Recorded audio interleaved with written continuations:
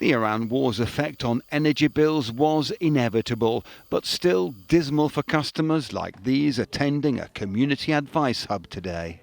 What that means for me is that I've got to pay it, whatever. There's no if, but, or maybe.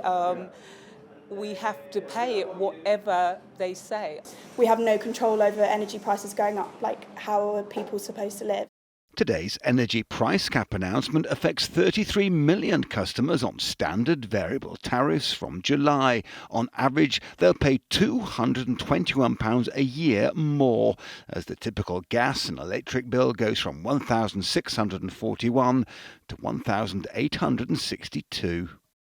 Tumble dryers are particularly power hungry. As bills go up, cutting energy use is one response millions have already taken. And it was energy officials that today highlighted another potential saving. Just by changing your payment method, you could shave off £143 from your bills. The energy regulator says 7 million households not on direct debit could save. And today, a surge in searches for fixed-rate deals which avoid this price cap rise completely. There are around 26 fixed deals which actually beat this July price cap, and there's maximum savings of around £248 available. Is the danger that during this really hot weather, people won't want to think about their energy bills and getting a new deal? The tariffs we have available today might not be available tomorrow, so that's why we're encouraging customers to take action now. Keeping cool can be costly, and conflict in the Middle East sent wholesale power prices soaring.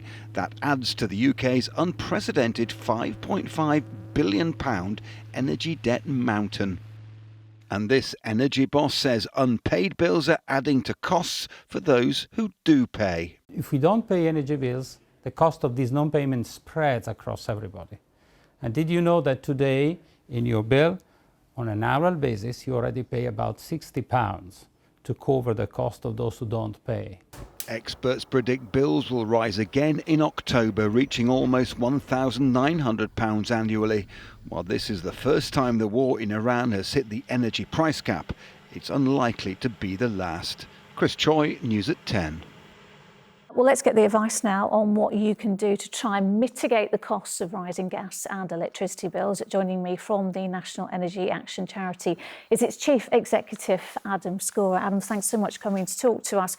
Just first of all, who is going to be affected the most by today's rises? Everyone gets affected when energy prices go up, but the people who get affected the most are the people who can least afford the burden of extra costs. So for our clients, people who are struggling, have been struggling for years to afford a decent level of heat, who can't wash their children's clothes, who can't cook a hot meal, who are shouldering the weight of £5.5 billion of household energy debt. They're the people for whom tips, hints, ways of coping with higher energy prices, they've done those years ago. Yeah. That's when you need the help from government.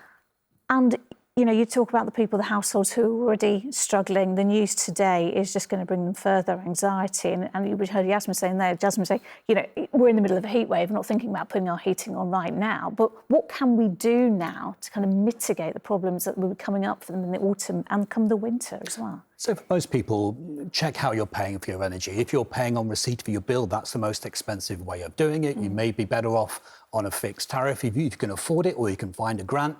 Invest in insulation and solar panels and batteries. So there's lots of ways and there's lots of advice available. But as you said, for some people, they're not available. They've all been exhausted. We want to help people heat more than one room in a home, not have to go to bed at dusk. It's the fear and uncertainty of the autumn and the winter, when the heating season comes in, when consumption is higher.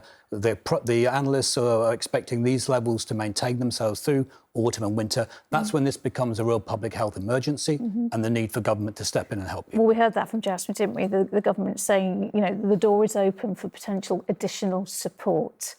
That would be very necessary for some households. That is going to be absolutely essential. Government's waiting to see how bad it gets. For lots of households, it's been this bad for a long period of time. targeted financial assistance to those people who don't have the market power or the ability to invest in measures which are going to keep their energy consumption down are absolutely essential. They shouldn't wait too long to understand who they're going to help and how they're going to help them.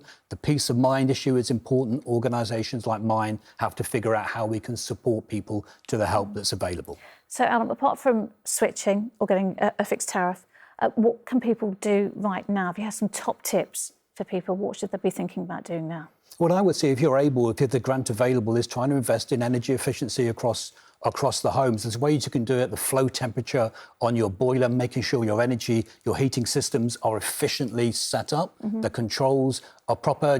Everyone can find little ways of using less energy. For most people, there are lots of different ways, but price rises of this magnitude going into the autumn and winter, they will exhaust very quickly those top tips. That's when you need energy efficiency measures at scale, financial assistance for people who can't support it, and energy market reform so energy prices are kept as low as possible. All right, Adam Scorer from the National Energy Action Charity, thank you very much for joining us.